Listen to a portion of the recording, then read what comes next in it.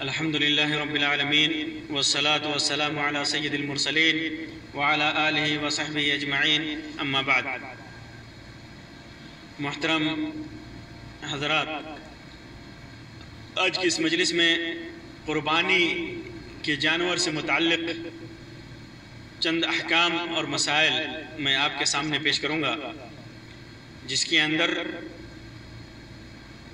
جانور کے اوصاف، جانور کی عمر اور اس سلسلے میں علماء کے اقوال، اسی طرح کن جانوروں کی قربانی کرنی چاہیے اور کن جانوروں کی نہیں کرنی چاہیے، جانور کے شرائط کیا ہوں، اور اسی طرح قربانی کے لیے مخصوص اور متعین جانور کا حکم اور جانور میں شرکت وغیرہ سے متعلق باتیں ہوں گی۔ قربانی کے لیے اللہ تبارک و تعالیٰ نے چند جانور، متعین جانور کا حکم دیا ہے کہ چند متعین جانور کی قربانی کرنی ہے۔ ہر جانور کی قربانی یہ مشروع نہیں ہے، انہی جانوروں کی قربانی جائز ہے جن جانوروں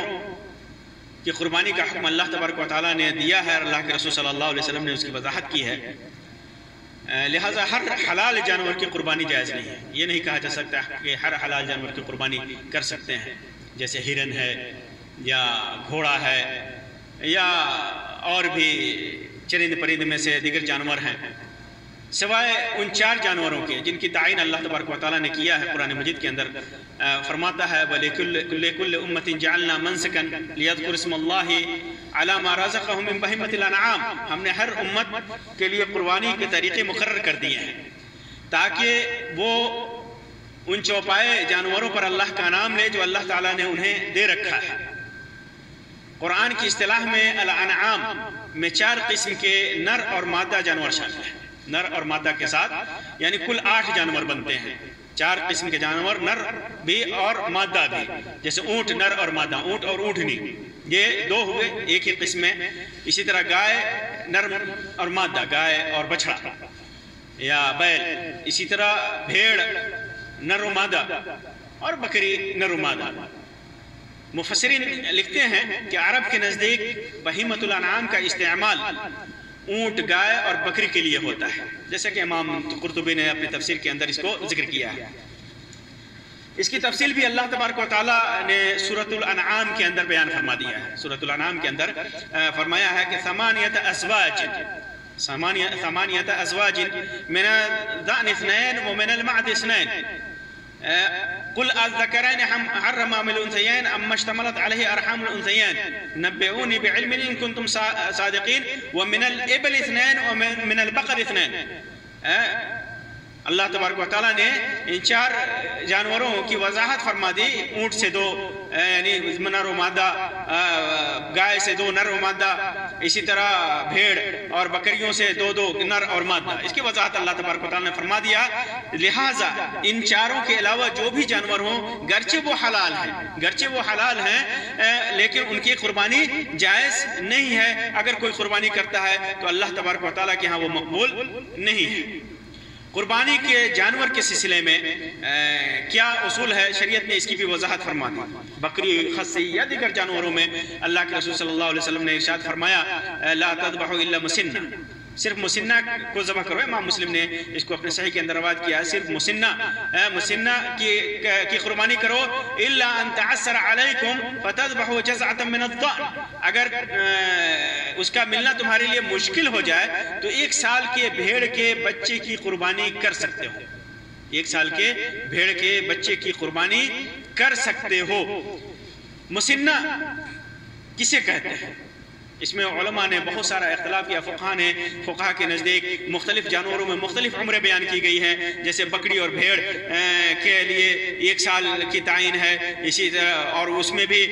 مالکیہ کے نزدیک 2 سال اور شافعیہ کے نزدیک 2 سال اور حنابلہ کے نزدیک 1 سال پورا کر کے جو 2 میں داخل ہو گیا ہو۔ یہ اختلاف کہ بھیڑ اور بکری مسنہ کسے کہتے ہیں، 1 سال والے کو یا 2 سال والے کو، اس میں بھی فقہا کا اختلاف ہے۔ اسی طرح گائے کے سلسلے میں بھی حنفیہ، مالکیہ، شافعیہ کے درمیان اختلاف ہے، اور اسی طرح اونٹ میں بھی ان کے درمیان اختلاف ہے کہ 2 سال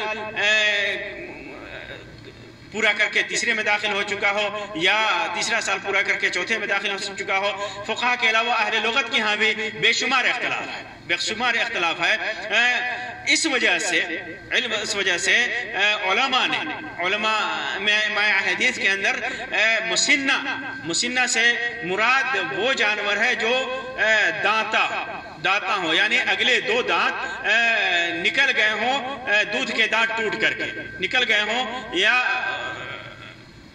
ٹوٹ رہے ہوں، وہ مسنہ ہے، اس کی قربانی کی جائے گی۔ دراصل مسنہ کی اس تعریف میں حکمت یہ ہے کہ یہ اہل فقہ نے یا اہل لغت نے جو لکھا ہے وہ عمریں تقریبی عمریں ہیں کہ اس سال میں یہ جانور مسنہ ہوتے ہیں۔ یہ ہرگز مراد نہیں کہ اس سے عمر کا جانور مسنہ ہوتا ہے۔ مسنہ صرف وہی جانور ہے جس کے اگلے دونوں دانت چلے ہوں یا گر رہے ہوں۔ شریعت اسلامیہ چونکہ ایک آفاقی اور عالمی شریعت ہے، اس لیے قربانی کے جانور کی عمر کے بارے میں ایسا معیار بتایا ہے جو ہر ملک اور آب و ہوا میں یکساں ہو۔ اگر شریعت نے صرف عمر کی قید لگا دی ہوتی تو 1 سال کے جانور کہیں بہت تیار ہوتا ہے، کہیں بہت دبلا پتلا ہوتا ہے، چھوٹا نظر آتا ہے۔ یہ ایسا معیار ہے جیسا کہ شریعت نے انسان کے بالغ ہونے میں رکھا ہے، جو ہر ملک اور ہر آب و ہوا میں آسانی سے پہچان میں آ جاتا ہے۔ کسی زمانے میں بلوغت کی عمر 8 سال ہوتی تھی، کسی زمانے میں 9 سال، کسی میں 10، کسی میں 12 سال۔ بعض علاقوں میں لوگ 8 سال 9 سال میں بالغ ہو جاتے ہیں بچے، اور بعض علاقوں میں 12 سال 13 سال میں بالغ ہوتے ہیں۔ یہ مختلف وجہ ہیں، لیکن پہچان ایک پہچان ہوتی ہے۔ اسی طرح مسنہ کے لیے بھی پہچان ہے۔ اور ایک اہم نقطے کی بات ہے، اگر ہم مان لیں کہ مسنہ 1 سال کے جانور، مسنہ سے 1 سال کا جانور مراد لے لیا جائے، تو پھر اللہ کے رسول صلی اللہ علیہ وسلم کا یہ فرمانا کہ الا ان تعسر علیکم، اگر مشکل ہو جائے ایسا جانور مشکل ہو جائے تو 1 سال کے بھیڑ کی بچے کی قربانی کر سکتے ہو۔ تو پھر 1 سال کا استثناء بھیڑ کے بچے میں یہ 1 سال کا استثناء کس لیے ہے؟ 1 سال کا تو کوئی بھی جانور، اگر مسنہ سے ہم سال مراد لیتے ہیں تو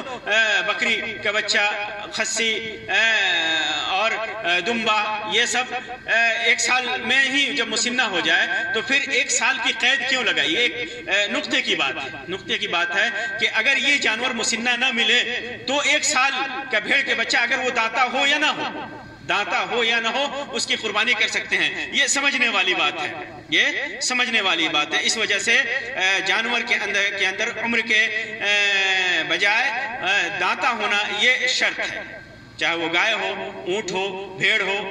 بکری ہو۔ اگر یہ چیز نہ ہو، یہ جانور نہ ملے تو 1 سال کے بھیڑ کا بچہ اگر مل جائے تو اس کی قربانی کر سکتے ہیں۔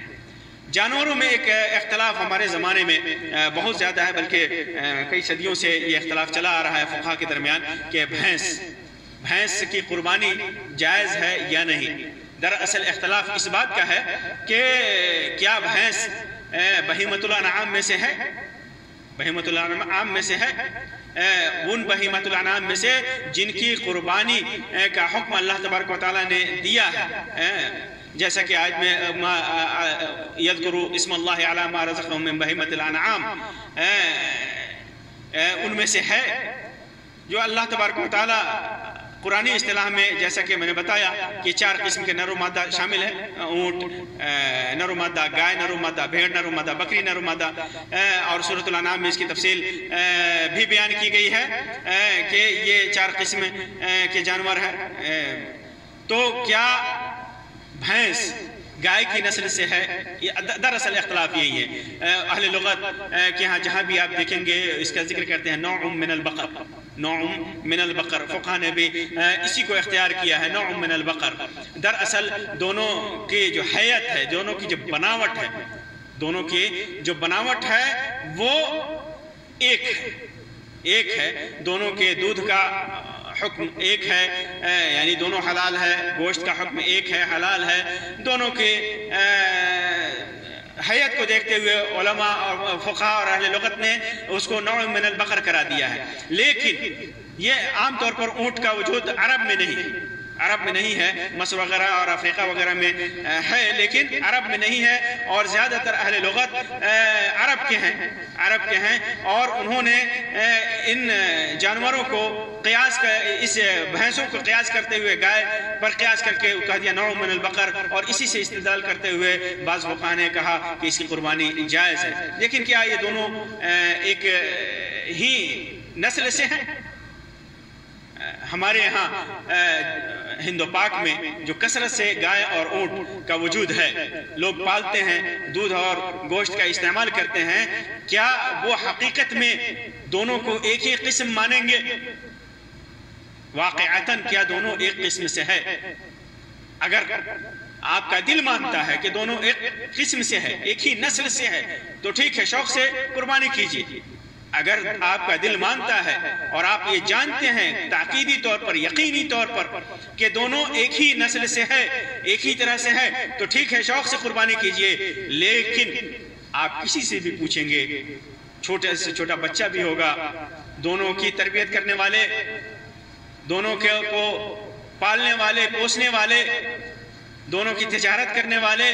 دونوں کو گھروں میں رکھنے والے، ان سے پوچھیں گے کہ یا دونوں ایک ہی نسل سے ہے، تو ہرگز نہیں کہیں گے کہ دونوں ایک نسل سے ہے. مزاج میں، طبیعت میں، گوشت کی نوعیت میں، دودھ کی نوعیت میں، ہر اعتبار میں فرق ہے، اور دونوں کا نام بھی الگ ہے، دونوں کا مزاج بھی الگ ہے، ہر اعتبار سے فرق ہے. اس وجہ سے احتیاط یہی ہے، احتیاط کا تقاضا یہی ہے کہ آدمی بھینسوں کی قربانی کرنے سے پرہیز کرے، بچیں، اور سنت کے مطابق اگر وسائل ہیں، اگر فتنے کا خوف نہیں ہے تو گائے کی قربانی کیجیے، اور اگر فتنے کا خوف ہے، کوئی وجہ ہے، حکومت کی طرف سے ممانعت ہے اور حصول ناممکن ہے، یا کوئی بھی اور وجہ ہے، تو آپ کے سامنے بکرے ہیں، دمبے ہیں، بکری خسی ہے، بھیڑ ہے، ان سبوں کی قربانی کیجئے. آپ کی نیت کا اعتبار ہوگا. اگر گائے کا حصول اور اونٹ کا حصول، ہمارے علاقوں میں اونٹ کا حصول ناممکن ہے، تو ہم تو تکلف تو نہیں کریں گے کہ جا کر کے دیگر ممالک سے اونٹ خرید کر کے لائیں اور زیادہ سے زیادہ خرچہ کر کے ریاکاری کرتے ہوئے اونٹ کی قربانی کریں. یہ اونٹ کے قربانی کے جذبے کے خلاف ہے، قربانی کی حکمت کے خلاف ہے، قربانی کے مقصد کے خلاف ہے. تو اس وجہ سے آپ کے پاس اگر گائے آپ قربانی نہیں کر سکتے، آپ کو سخت نہیں ہے، آپ کے لیے وہ آسانی نہیں ہے، تو پھر آپ بکرے اور دمبے کی قربانی کیجئے، بھیڑ کی قربانی کیجئے. بھینس کی قربانی اگر آپ کا دل مانتا ہے تو ٹھیک ہے، نہیں مانتا ہے تو پھر آپ یہ سمجھ لیجئے کہ بھینس گائے کی نسل سے تو ہرگز نہیں ہے، جیسا کہ عام آدمی اس کی گواہی دے گا. پھر اس کے بعد جانور میں ایک سوال پیدا ہوتا ہے کہ جس جانور کے پیٹ میں بچہ ہے، جسے گابھن کہا جاتا ہے، کہ کیا گابھن جانور کی قربانی جائز ہے یا نہیں جائز ہے. تو قربانی جائز ہے، علماء نے اس کی صراحت کی ہے، قربانی جائز ہے اگرچہ بچہ مردہ نکلتا ہے. امام شافعی اور علماء کی ایک جماعت اور صحابہ کرام کے نزدیک اس کی ماں کا ذبح اس کے لیے کافی ہے. قربانی جائز ہے جب آدمی ذبح کرے اور بچہ مردہ نکلتا ہے تو ماں نے کو جو ذبح کیا اس کا ذبح کرنا کافی ہے، بچہ کو ذبح کرنے کی ضرورت نہیں ہے، اس کا گوشت کاٹ کر کے کھا سکتا ہے آدمی، اس کا گوشت حلال ہے. برخلاف امام ابو حنیفہ رحمۃ اللہ علیہ کے، ان کے نزدیک یہ بچہ مردار کے حکم ہے، وہ بچہ مردار کے حکم ہے، اس کا گوشت نہیں کھایا جائے گا. امام ابن حزم نے بھی اسی قول کو اختیار کیا ہے، لیکن پہلا قول راجح ہے کیونکہ اس سلسلے میں حدیث صریح ہے. اللہ کے رسول صلی اللہ علیہ وسلم نے ارشاد فرمایا زکوٰۃ الجنین زکوٰۃ امہ، جیسا کہ امام احمد نے، امام ابو داؤد نے، امام ترمذی نے، ابن ماجہ نے، امام ابن حبان نے اس کو روایت کیا ہے. امام البانی نے اس کو صحیح قرار دیا ہے کہ جنین کے لیے جب وہ ماں کے پیٹ میں سے ذبح کے بعد مردہ نکلے تو اس کے ماں کا ذبح کرنا ہی اس کے لیے کافی ہے، اور اگر بچہ زندہ نکلتا ہے تو اسے بالاتفاق ذبح کیا جائے گا اور اس کا گوشت کھایا جائے گا. قربانی کے جانور کی شرائط کیا ہے؟ کیسے جانور کو کیسا جانور ہونا چاہیے. مستحب ہے کہ جانور آدمی خرید کر کے یا خریدنے میں اس بات کا خیال رکھے کہ موٹا تازہ جانور ہو. موٹے اور اگر خرید لیا ہے اس کے پاس جانور ہے, پالتو جانور ہے, تو اس کو موٹا تازہ کرے. اندھے لنگڑے سنگ ٹوٹے اور نہایت ہی بیمار اور اتنا لاغر کہ اس کی ہڈی میں کوئی لذت ہی نہیں ہو, اس کی ہڈی کا گودا ہی ختم ہو, اس جیسے جانور کی قربانی جائز نہیں ہے. چنانچہ جانوروں میں چند شرائط ہونی چاہیے. چند شرائط ہیں, جیسے قربانی کا جانور بہیمۃ الانعام ہو, جیسے اونٹ, گائے, بھیڑ اور بکری میں سے ہو جانور. اسی طرح مسنہ ہو, جس کے جیسا کہ میں نے پہلے بتایا کہ اگلے 2 دانت ٹوٹ کر نکل آئے ہوں. اگر مسنہ نہ ملے تو بھیڑ کے 1 سال کے بچے کی قربانی کی جا سکتی ہے. اسی طرح جانور حدیث میں مذکور عیوب سے پاک ہو. جن عیوب کا ذکر اللہ کے رسول صلی اللہ علیہ وسلم نے حدیث میں ذکر کیا ہے, ان عیوب سے پاک ہو. جیسے اللہ کے رسول صلی اللہ علیہ وسلم نے ارشاد فرمایا, 4 لا تجوز فی الضحایا العوراء البین عورها, ایسا کانا جس کا کانا پن ظاہر ہو, والمریض البین مرضها, ایسا بیمار اتنا بیمار جس کی بیماری واضح ہو, والعرجاء البین ذلعها, ایسا لنگڑا جس کا لنگڑا پن ظاہر ہو, واضح ہو کہ وہ لنگڑا ہے. اسی طرح والکبیرۃ التی لا تنقی, اور اتنا بیمار اور لاغر,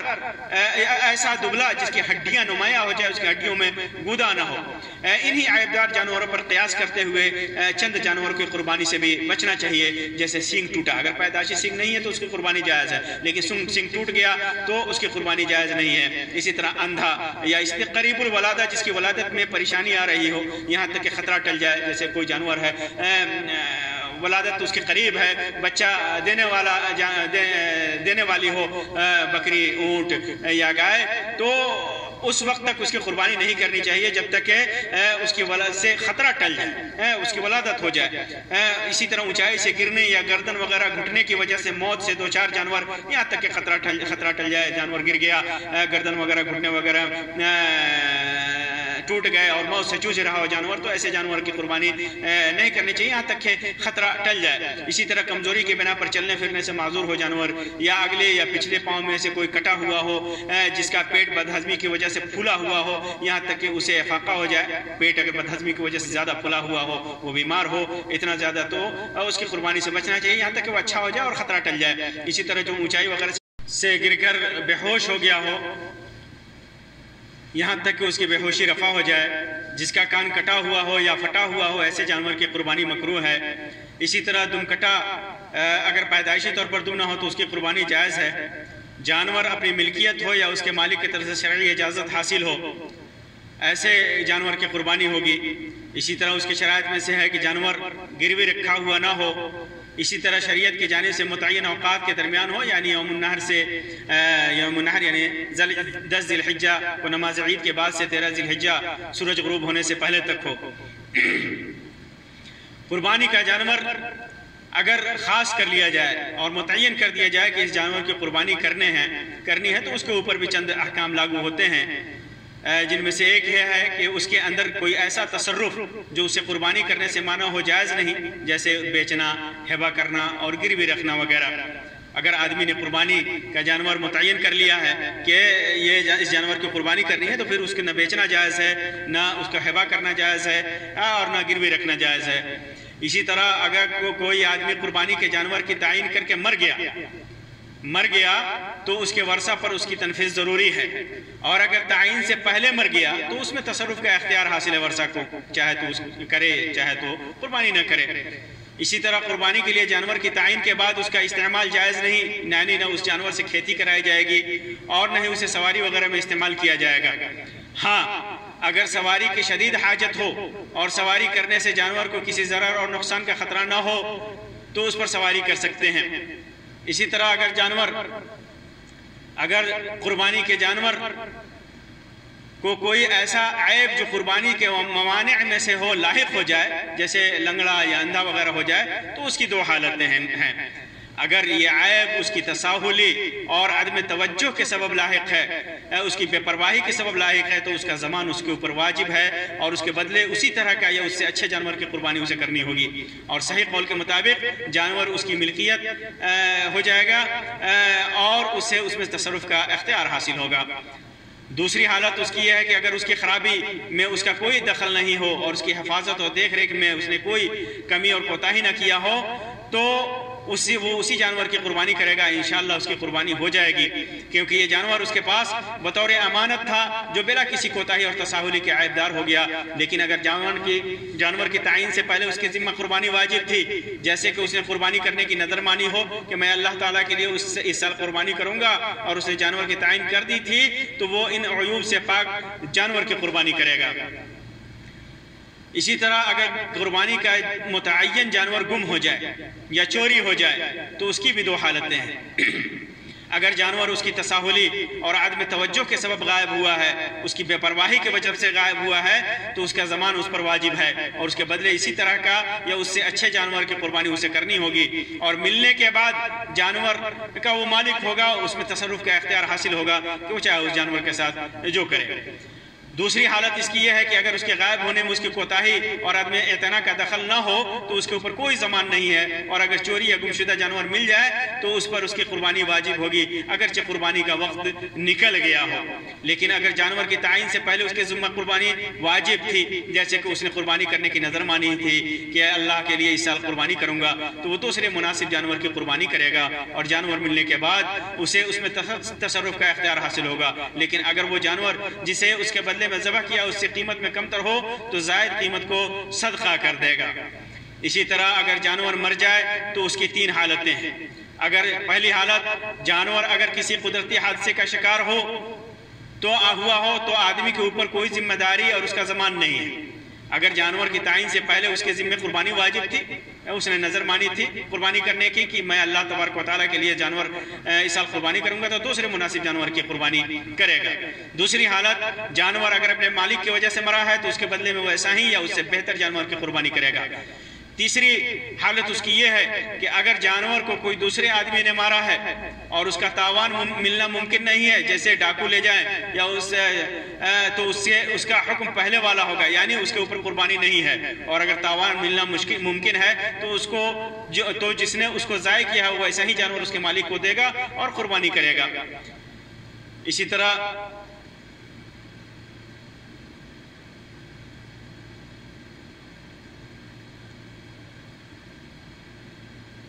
جانور کو قربانی کے وقت پہلے ذبح کر دیا گیا، قربانی کے وقت سے پہلے ذبح کر دیا۔ اگر کسی نے جانور کو قربانی کے وقت سے پہلے ذبح کر دیا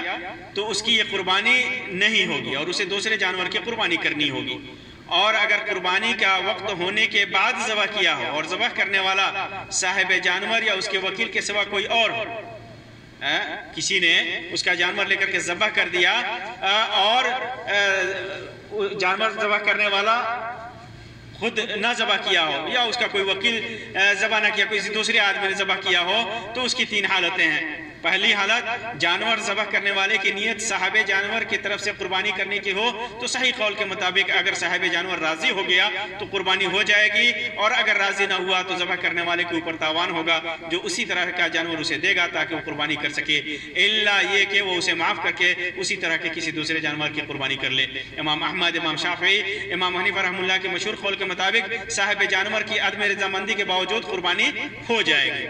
دوسری حالت یہ ہے کہ اگر ذبح کرنے والا یہ جانتے ہوئے کہ یہ دوسرے کی ملکیت ہے اسے اپنی طرف سے ذبح کر دیتا ہے تو دونوں کی طرف سے قربانی نہیں ہوگی اور ذبح کرنے والے کے اوپر تاوان ہوگا جو اسی طرح کا جانور اسے دے گا تاکہ وہ قربانی کر سکے، الا یہ کہ وہ اسے معاف کر کے اسی طرح کی کسی دوسرے جانور کی قربانی کر لے۔ اور ایک قول کے مطابق صاحب جانور کی جانب سے قربانی ہو جائے گی اور ذبح کرنے والے نے اگر گوشت کو تقسیم کر دیا ہے تو اس کے اوپر اس گوشت کا تاوان واجب ہوگا۔ اسی طرح اگر ذبح کرنے والے کو یہ پتہ نہ ہو کہ یہ دوسرے جانور کا جانور ہے تو صاحب جانور کی طرف سے قربانی ہو جائے گی، اور ذبح کرنے والے نے اگر گوشت کو تقسیم کر دیا ہے تو اس کے اوپر اس گوشت کا تاوان واجب ہوگا، الا کہ صاحب جانور اس کی تقسیم سے راضی ہو جائے۔ تیسری چیز، تیسری حالت اگر کسی کی طرف سے نیت نہیں کی ہے تو آدمی نیت کی وجہ سے کسی کی طرف سے قربانی نہیں ہوگی، اور ایک قول کے مطابق صاحب جانور کی طرف سے قربانی ہو جائے گی، جس کا جانور ہے اس کی طرف سے قربانی ہو جائے گی، اور اگر ذبح کرنے والے نے گوشت کو تقسیم کر دیا ہے تو اس کے اوپر اس گوشت کا تاوان واجب ہوگا، الا کہ صاحب جانور اس کی تقسیم سے راضی ہو جائے۔ اسی طرح اگر قربانی کے لیے متعین جانور نے کوئی بچہ دے دیا تو تمام امور میں بچہ اپنی ماں کے حکم میں ہوگا، اور اگر تعین سے قبل پیدا ہوا ہے تو اس کا مستقل حکم ہوگا اور اپنی ماں کے تابع نہیں ہوگا۔ اسی طرح ایک اہم مسئلہ ہے جانور میں کتنی شراکت جائز ہے۔ کسی بھی جانور کی قربانی ایک گھر کی طرف سے کافی ہے، جیسا کہ اللہ کے رسول صلی اللہ علیہ وسلم کی سنت سے ثابت ہے کہ آپ صلی اللہ علیہ وسلم قربانی کرتے وقت فرماتے تھے اللہم تقبل من محمد و آل محمد و امت محمد، اے اللہ محمد کی طرف سے، محمد کی آل و اولاد کی طرف سے اور محمد کی امت کی طرف سے میری یہ قربانی قبول فرما۔ امام مالک نے موطا میں، امام ترمذی نے سنن میں صحیح سند کے ساتھ ابو ایوب انصاری رضی اللہ تعالیٰ عنہ سے روایت کیا ہے کہ فرماتے ہیں کہ اللہ کے اسے امام البانی نے صحیح سنن ترمذی کے اندر صحیح قرار دیا ہے کہ اللہ کے رسول صلی اللہ علیہ وسلم نے فرمایا آدمی ابو ایوب انصاری رضی اللہ تعالیٰ عنہ فرماتے ہیں کہ اللہ کے رسول صلی اللہ علیہ وسلم کے زمانے میں آدمی اپنے اور اپنے گھر والوں کی طرف سے ایک بکری قربانی کرتا تھا، پھر گھر والے خود کھاتے اور دوسروں کو کھلاتے، اور یہی زیادہ صحیح اور مناسب ہے کہ ریاکاری اور اسراف سے بچتے ہوئے تھوڑے ہی جانور میں گھر کے تمام افراد کو شامل کر لیا جائے۔ لیکن اگر اللہ تعالیٰ نے کسی کو بے بہا دولت سے نواز رکھا ہے تو وہ خلوص و للہیت کے ساتھ اپنی وسعت کے مطابق قربانی کر سکتا ہے، کیونکہ خیر کی نیت کے ساتھ کوئی بھی نیک عمل چاہے وہ تھوڑا ہی کیوں نہ ہو اللہ کے یہاں مقبول ہے، اور اگر ریاکاری و دنیاوی فائدے کے حصول کے لیے کیا گیا عمل کوئی عمل کرتا ہے تو اللہ کے نزد غیر مقبول اور عامل کے لیے وہ بال جان ہے، اگرچہ اس کے ساتھ اعمال و عبادت کا بھنڈار ہی کیوں نہ ہو، لیکن غیر صحیح نیت کے عدم وجود کے ساتھ کیا ہے، یا ایسے طریقے پہ کیا ہے جو اللہ اور اس کے رسول صلی اللہ علیہ وسلم نے نہیں بتایا ہے، تو عبادات کا بھنڈار ہی کیوں نہ ہو اللہ تبارک و تعالیٰ اس کے قبول نہیں کرتا۔ افسوس کا مقام ہے کہ بر صغیر ہند و پاک میں قربانی عبادت کے غرض سے کم اور ریاکاری و نمائش اور تعلق کے غرض سے زیادہ کی جاتی ہے، جس کا مظاہرہ قربانی کے موقعوں سے مارکیٹ میں جانوروں کی خریداری کے وقت دیکھا جا سکتا ہے۔ اسی طرح جانوروں میں اونٹ میں 10 حصے اور گائے میں 7 حصے ہیں۔ عبداللہ ابن عباس